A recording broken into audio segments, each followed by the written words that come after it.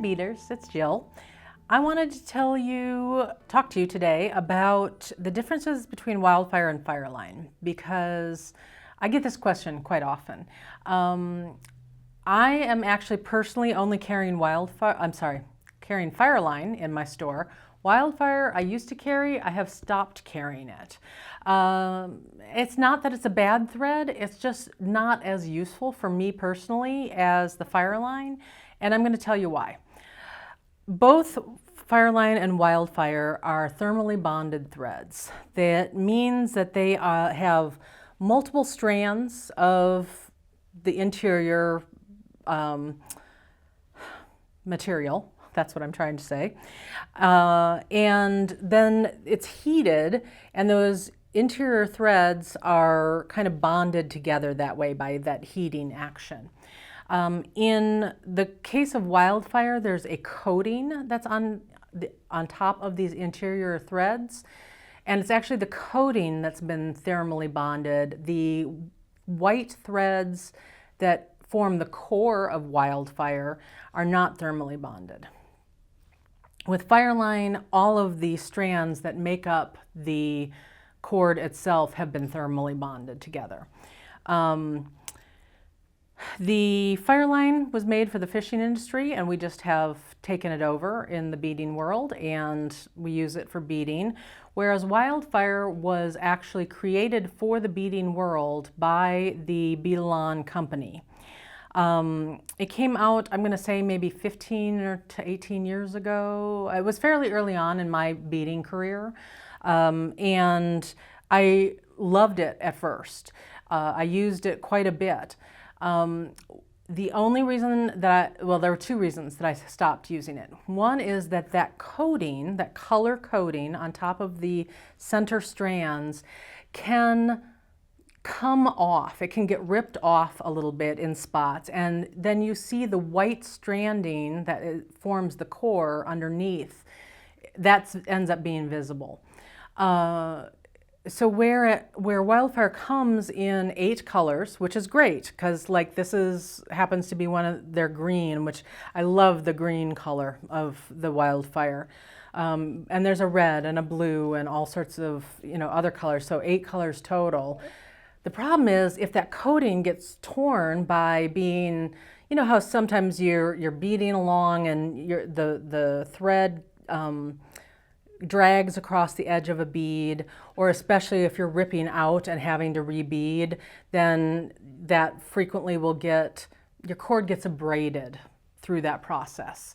And that's when you start to see little spots where that white core is going to start showing, and it looks kind of neon to us beaders because we're looking at it 3 inches from our nose, and it looks really obvious because maybe you've been using red thread and then all of a sudden there's this white blotch there that you weren't expecting. So that was one reason why I stopped using wildfire.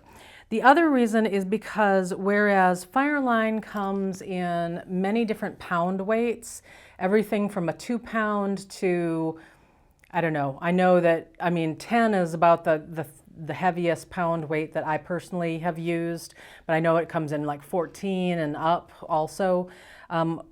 Diameter of the thread of the fireline corresponds with those pound weights. So that means we have lots of different options for how thick the thread is. So the smaller pound weight it is, the thinner the thread is. With wildfire, because it was made for the beading world, they only make it in a 0.006 diameter and a 0.008 diameter. The 0.006 diameter equates to a fireline 6-pound diameter. Having said that though, functionally, I actually believe that the wildfire beads like it is a thicker thread than 0.006. That means that we can't get as many passes of thread through a bead. In many projects, that won't make a difference. But if you're working a project where you're trying to get that 4th or 5th pass of your needle and thread through a bead, then the wildfire is not going to be your friend because it's just too thick. The 0.008 is the equivalent of a 10-pound test Fireline. Honestly, I only have one project I've ever used 10-pound test for because, again, the diameter of the thread is just too thick. So for me, I won't even use a .008 thread unless I am absolutely forced to. And so for me with the Wildfire, that just means that that whole diameter thread is just not even an option. And then, like I said, I think their .006 actually feels probably more like a .007 when I'm threading the needle, when I'm getting the number of passes through the thread. The .006 Fireline I'm able to work with a lot better. So unfortunately, even though I have given them the feedback at Beadalon, it's a huge financial undertaking to create, these kinds of beading threads. And so, I told them we would love a thinner version of Wildfire. It's just not in the cards for right now. So that's why I stopped carrying the Wildfire. The Fireline is my go-to, and it's what I recommend to people. But those are the two main differences, is that thickness and then the colors. Let me see if they have any other, oh yes, there is actually one other important difference, and this can make a difference for you and when you're choosing what to use. Fireline has more of, is stiffer. It's got more of this body to it. It's, you can kind of see that the line itself, it's creates its own waves and stuff. Whereas Fireline actually feels and acts more like a thread. It's got a softer drape to it. If you were going to use if you wanted to make sure that you used a thermally bonded product for, say, fringe on earrings, I would go with the Wildfire instead of the Fireline, because that Wildfire does have that softer drape to it. It's not as stiff, and so it's going to hang better. And so that's the other big difference, is that stiffness between the two. So that is my rundown of Wildfire versus Fireline. Now, I mean, I kind of just was mean to Wildfire, right, on this video, but I wanted to tell you it's still a completely viable option, and if you love it, then I think that's awesome. Like I said, I used it for a number of years. There were just a couple of little niggling things that started to bug me, and that's why I switched.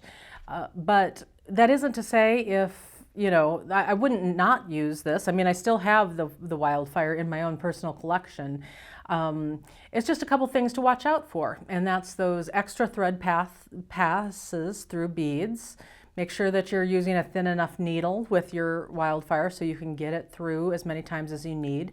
And make sure that you're not dragging your thread along the edges of your beads to make that coating wear off, so that you end up seeing the white inner core in your beadwork. So it's perfectly good thread. It just, you just have to work with it in certain ways. I hope that's helpful to you on your beading journey. Lots more information that I'm going to be giving you guys on all sorts of things with beading, whether it's bead weaving or simple stringing or simple wire work. Make sure that you're subscribed so that you don't miss a minute of it. Happy beading!